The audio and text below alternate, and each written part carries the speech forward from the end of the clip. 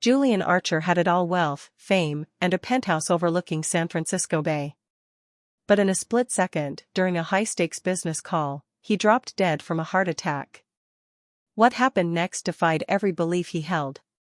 As doctors fought to revive him, Julian found himself pulled into a terrifying afterlife vision, one that revealed the shocking fate of LGBTQ+ souls and a truth so powerful, it shattered his identity and gave him a mission he never expected. My name is Julian Archer. I'm 52 years old, a tech entrepreneur from San Francisco.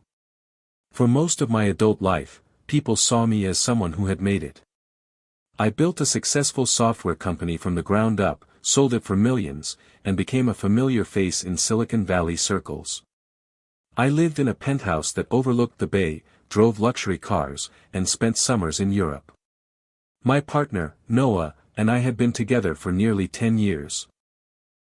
Our life looked perfect from the outside: art shows, charity galas, rooftop parties. People often told me they envied my life. But what they didn't see was the silence that filled our home when the music stopped. They didn't see the way I avoided calls from my mother or ignored my sister's texts about church or family gatherings. My mother had always been deeply religious. When I came out to her in my 20s, it was like I'd broken something between us. We stayed polite, but the warmth was gone. She'd send me Bible verses in the mail, sometimes underlining them in red ink.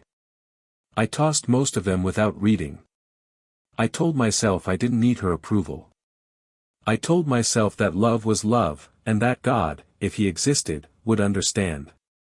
Still, there were nights when I couldn't sleep. Nights when I stared at the ceiling, wondering why I felt so empty despite having everything.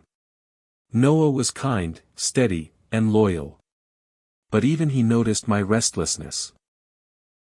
He'd ask me what was wrong, and I'd just say I was tired. The truth is, I didn't know how to explain the hole I felt growing inside me. It was like I was living someone else's life, a life built on success, image, and comfort, but missing something I couldn't name. I thought I had outrun all of it: religion, guilt, even purpose. But I was wrong. And I was about to find out just how wrong I'd been.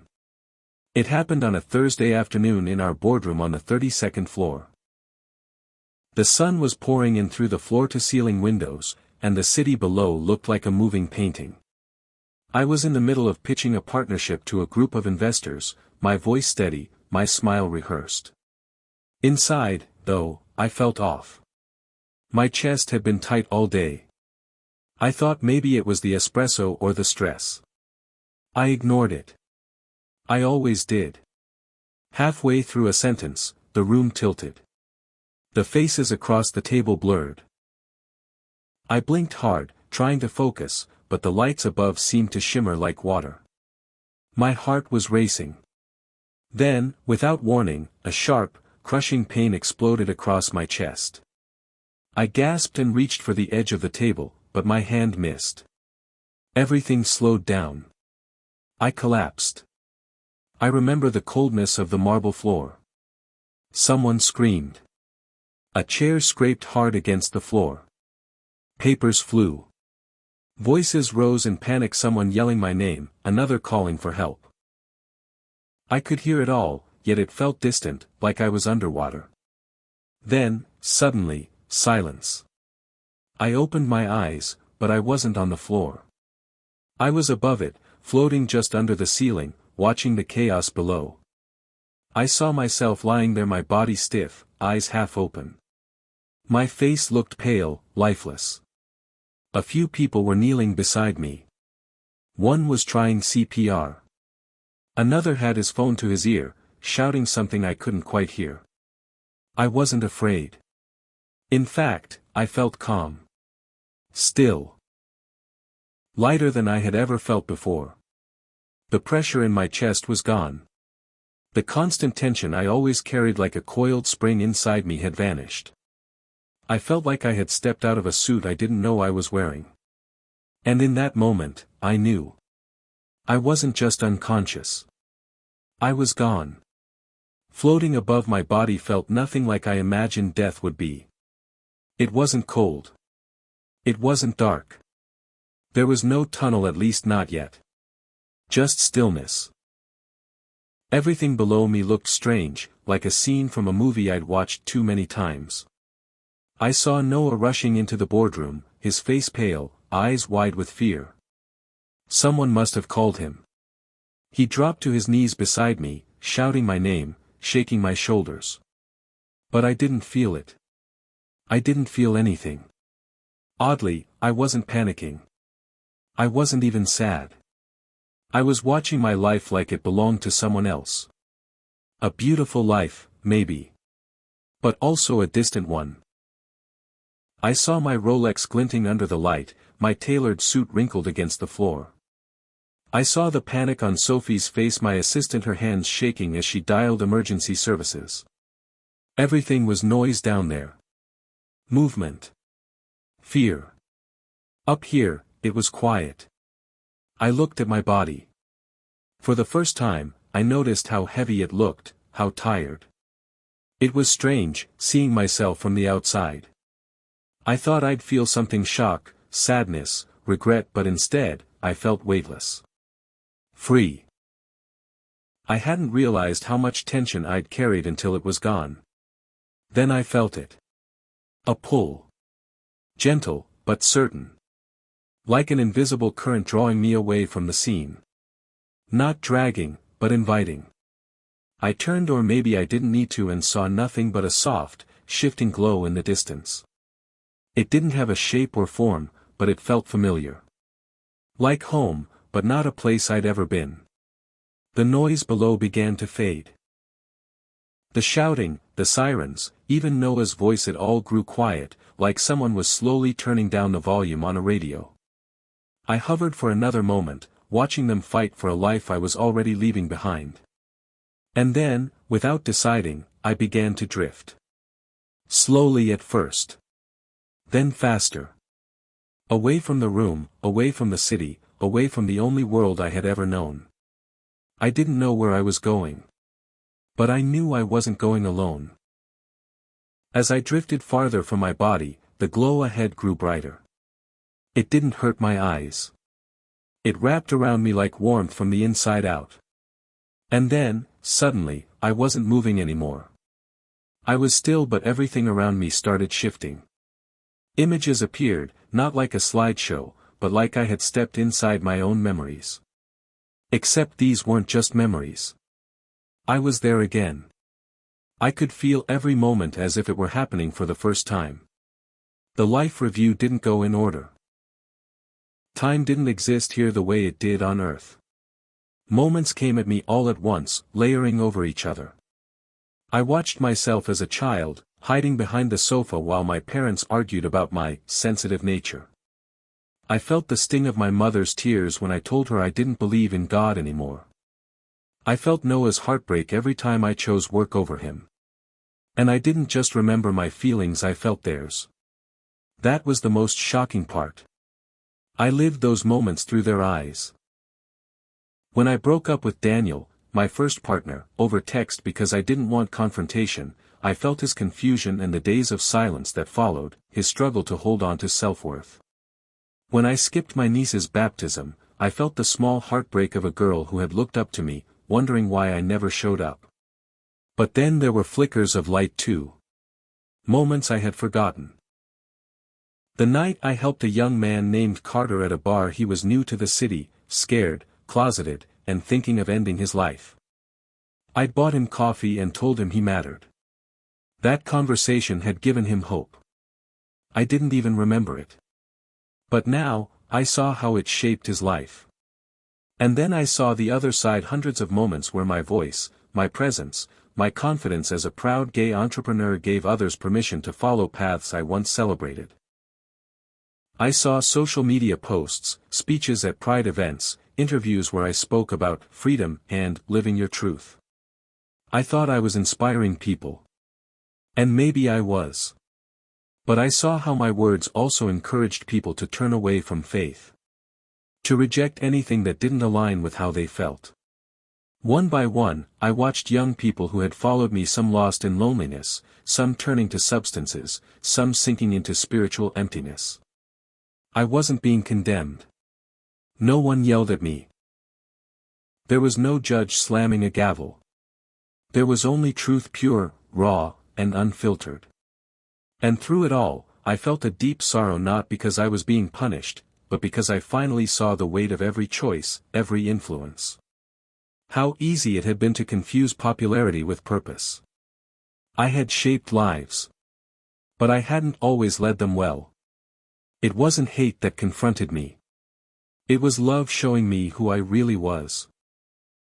As the life review faded, I found myself standing or existing, really in a space that pulsed with light. It wasn't coming from any source I could see. It just was, like the air itself breathed light and truth. And then I felt him. I didn't see a face at first, just a presence moving toward me. A weight that wasn't heavy, a stillness that quieted every part of me. The light intensified, and somehow I knew this was Jesus. I had seen paintings. Heard sermons. But nothing prepared me for the reality. He didn't look like the pictures. He wasn't a man in robes or sandals. He was light. He was love. And he was truth in its most terrifyingly beautiful form. The moment he drew near, I felt everything in me come undone. I wasn't being judged, not the way we think of it. But in his presence, I couldn't hide. Not a single excuse, not a single defense. Everything I'd ever done, thought, believed, it was already known. I didn't need to confess. He already saw it all. And yet, he didn't turn away. His presence was both piercing and gentle. I felt exposed, ashamed of how I had lived, how far I had drifted. And at the same time, I felt more deeply loved than I ever had on earth. It wasn't soft or sentimental. It was fierce.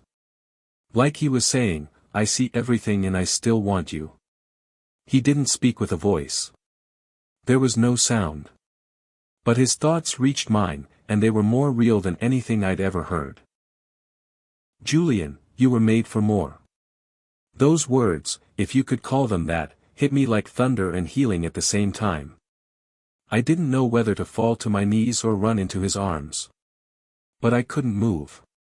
I could only feel. Everything in me, every fear, every mask, every defense melted. And in that moment, I knew.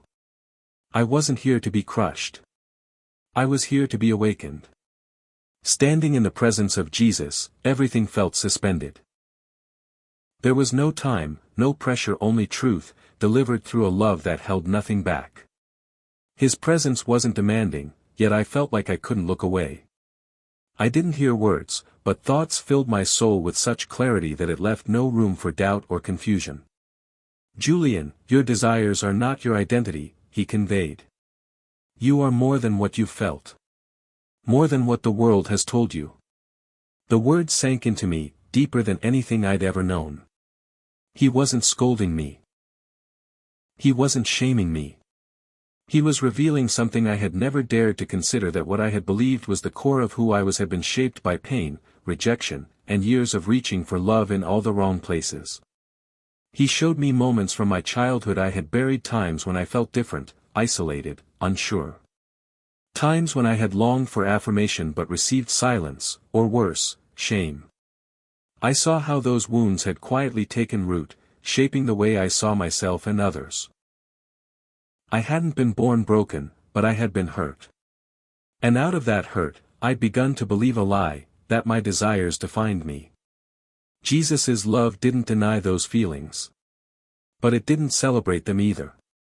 Instead, it reached beneath them, to the true me, the me that had always existed beneath the layers of identity I had worn like armor. Your orientation was never your essence, he said, again, not with words, but with unshakable truth. It was a direction your heart followed in search of healing. But healing doesn't come from fulfilling desire. It comes from returning to truth. Then he showed me something beautiful. A man and a woman, walking together in perfect unity. Not just physically, but spiritually. They radiated something I couldn't describe: wholeness. Partnership. A mirror of something greater. I understood in that moment that marriage was more than love, it was a reflection of God's design, a union meant to reflect the Creator's image in two complementary forms. I didn't feel attacked. I didn't feel erased. I felt invited to remember who I really was before the world told me otherwise. You are not rejected, Jesus said, but you must choose your truth, or mine. And even in the weight of that choice, I felt His love holding me, steadying me. He wasn't forcing me. He was offering me something better. Not less. Not empty. But whole. As I stood before Him, surrounded by that living light, Jesus allowed me to feel something I had never truly known: truth and love joined together. There was no anger in Him. No disgust. Just a kind of sorrowful clarity that wrapped around my soul like fire and water at the same time. He didn't accuse me. He didn't say, "You were wrong." Instead, I felt the truth rise up inside me, as if He had lit a match in the center of my being.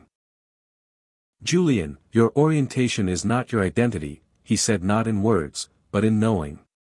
In that instant, I saw myself as a child again. Sensitive. Quiet. Longing to be seen and understood. I remembered the confusion I felt when boys teased me for not being man enough. I remembered craving closeness, but feeling ashamed of it. I saw how I'd been shaped not just by my choices, but by wounds I didn't know I had. Jesus showed me that my desires weren't evil in themselves. They were signals, signs of a deeper hunger for connection, for healing, for affirmation. But somewhere along the way, I had mistaken that hunger as identity. I had built my whole life around something that was never meant to define me. And still, He didn't condemn me. Instead, He showed me God's design. Not as a set of rules, but as a living, breathing harmony. I saw a man and a woman, joined not just physically, but spiritually.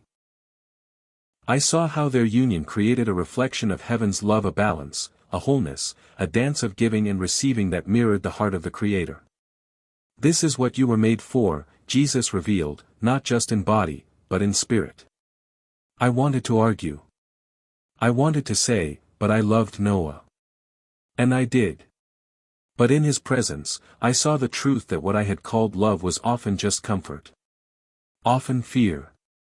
Sometimes even pride. Not all of it was wrong. But it wasn't the fullness I had been made for. He wasn't rejecting me. He was showing me a way back to who I was before the world gave me labels. Before I buried my pain in applause and success. Before I believed that my feelings were my truth. You are not what you feel, He told me.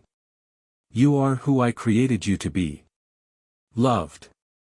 Redeemed. Whole. I broke. Not from shame, but from the weight of love that wanted to heal what I thought was permanent. And I knew this wasn't the end of what He needed to show me.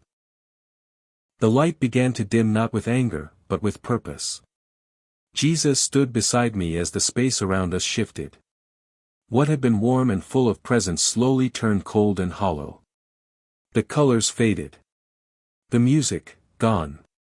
The peace I had just felt now seemed like a memory slipping through my fingers. Then I saw it. Before us stretched an abyss, deep, endless, alive in a way that chilled me to my core. It wasn't fire. It wasn't screaming demons. It was worse. It was separation, a place where God's love no longer reached. Not because He had turned away, but because these souls had chosen it. The air pulsed with sorrow. It wasn't just pain. It was despair, the kind that never ends. And then I saw the faces. Some I didn't know.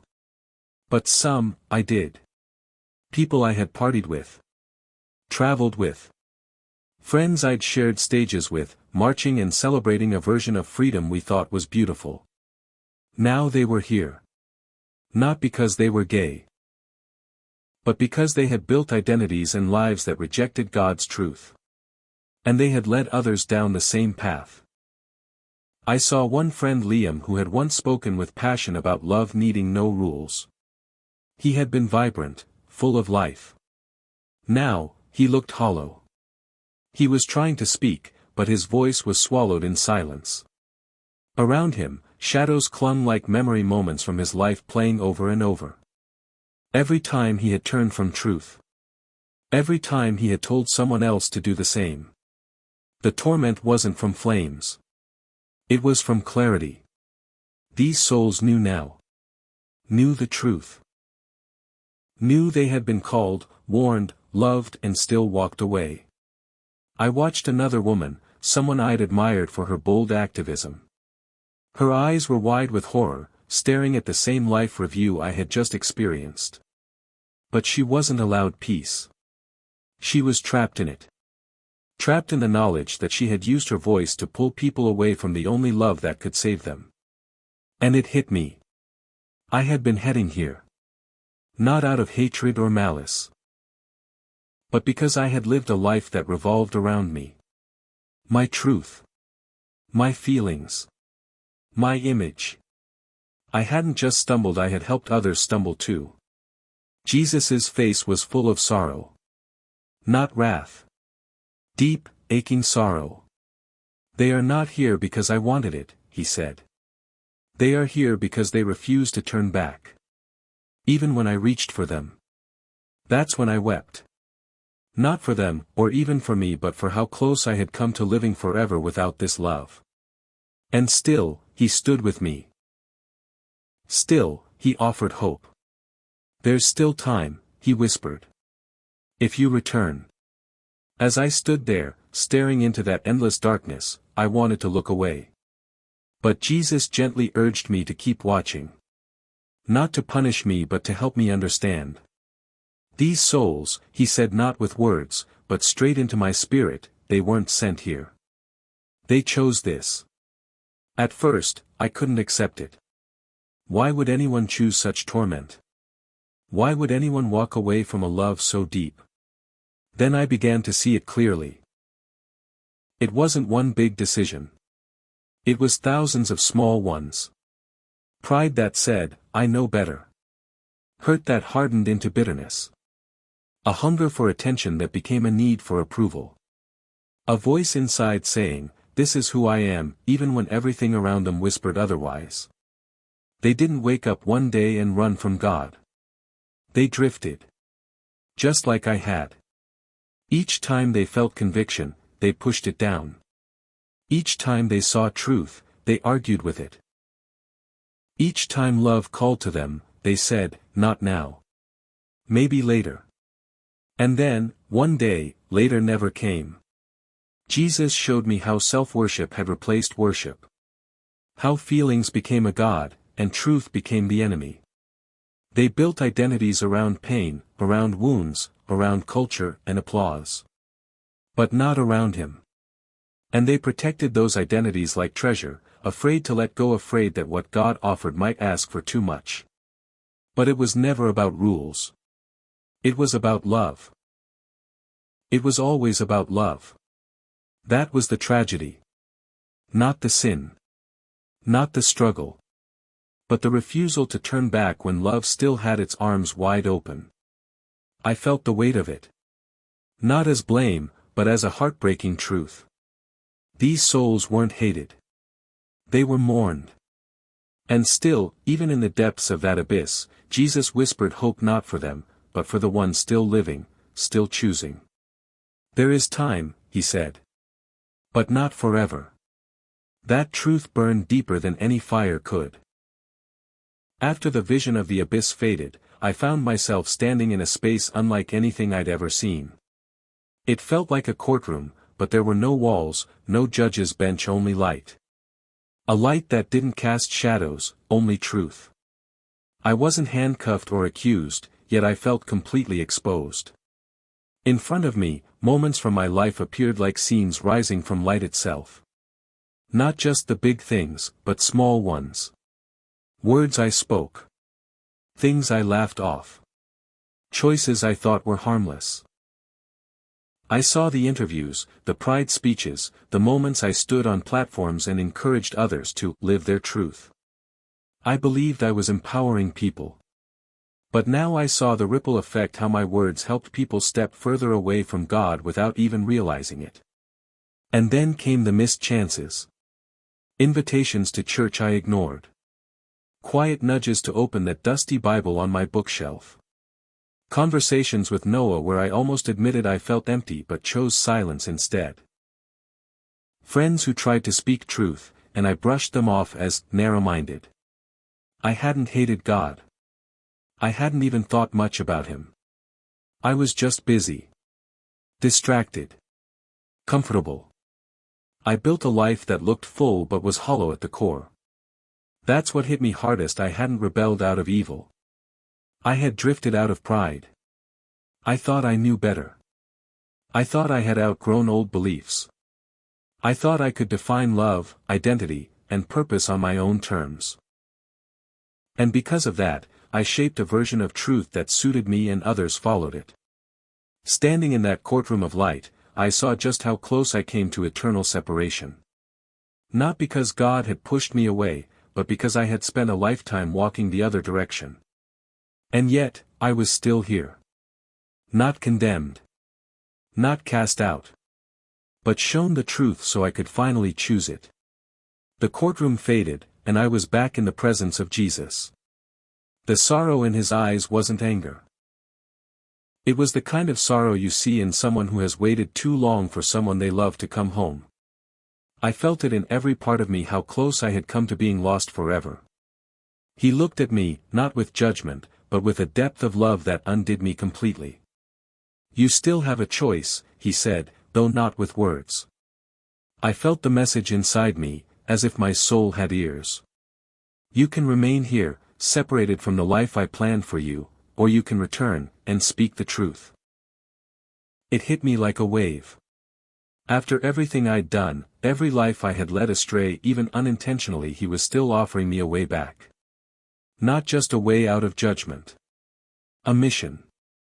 A purpose greater than any deal I'd ever closed or award I'd ever won. I dropped to my knees, not in defeat, but in surrender. My chest heaved with sobs. I cried for all the time I'd wasted. For Noah. For my mother's prayers I had ignored. For every time I smiled and nodded while people clapped for things that, now, I knew broke God's heart. I didn't deserve another chance. But that's what made it mercy. I looked up at Jesus, and without saying a word, I made my decision. I would go back. Not to resume my life. But to give it away. To speak the truth even if it cost me everything. Even if people hated me for it. Because now I knew what was at stake. His love had saved me, and I couldn't keep that to myself. And just like that, the light around me pulsed, and I felt something shift. I was going back. With a new heart. And a mission. I woke up gasping for air, like I had been underwater for hours. The lights above me were cold and artificial. The beeping of machines filled the room. My chest ached. Tubes ran into my arms.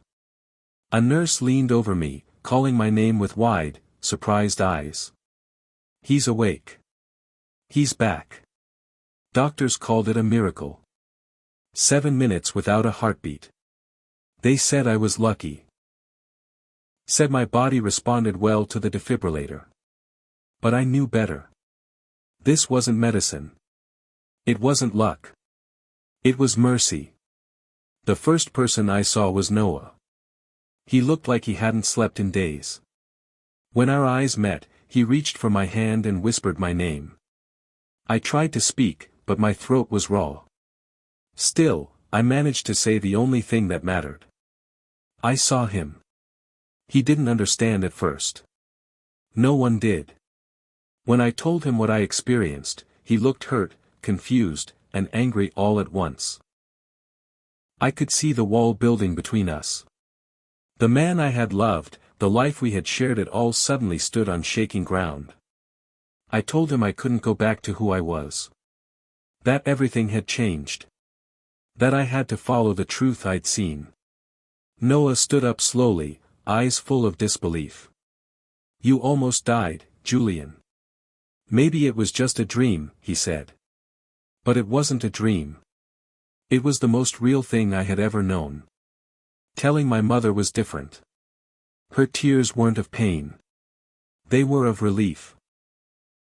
I never stopped praying for you, she said, holding my hand tighter than she ever had before. Others weren't so kind. Friends from the community thought I'd lost my mind. Some stopped speaking to me entirely. There were articles online, whispers at events I once attended. The backlash came hard. But none of it mattered. Because now I knew the truth. And I had come back to tell it. I never returned to the office. Not for a goodbye, not for one last board meeting, not even to pack up my desk. That part of my life ended the day I woke up in that hospital bed. The suits, the speeches, the headlines, it all seemed so small now. I sold my share in the company and walked away from the world I once ruled. In its place, I started something new. Not a tech venture. Not a luxury brand. A foundation. We called it Anchor Light, a place where people could come as they are, ask the hard questions, and find healing beyond the surface. I didn't found it to shame anyone. I didn't build it to attack my old life. I built it to reach those still searching for answers in places that could never give them. We offered counseling, prayer, mentorship, and stories, real ones from people like me. People who had chased identity in all the wrong directions and finally found truth in the one place that never moved, God. The backlash came fast. LGBTQ+ outlets accused me of turning on my own. Social media exploded with names I won't repeat. Former friends blocked me. Some even tried to discredit the experience entirely, labeling it a psychotic episode or a trauma response. But I knew what I saw. I knew who I met. And with every soul that walked through our doors at Anchor Light, I saw pieces of myself, tired, confused, longing to be known. Some stayed. Some didn't. But every time I shared my story, something broke open in the room. Because truth, when it's wrapped in love, can't be ignored. I now live a quieter life. A smaller apartment. Fewer invitations. But more peace than I've ever known. I wake up each morning with purpose. Not to build an empire, but to lead people toward eternity. And this is what I've learned: you are more than your feelings. More than your desires. More than your past. You are not a mistake. You are not a label. You are a soul created by a loving God, designed with intention, and called into relationship, not religion, but relationship with Him. Your identity doesn't come from applause. It doesn't come from attraction. It comes from the one who made you. And if you're reading this, and something inside you stirs, don't silence it. Don't drown it out with noise. Sit with it. Ask the question that changed my life forever: God, who did you create me to be? Real freedom isn't found in doing whatever you feel. It's found in finally knowing the truth and letting it set you free.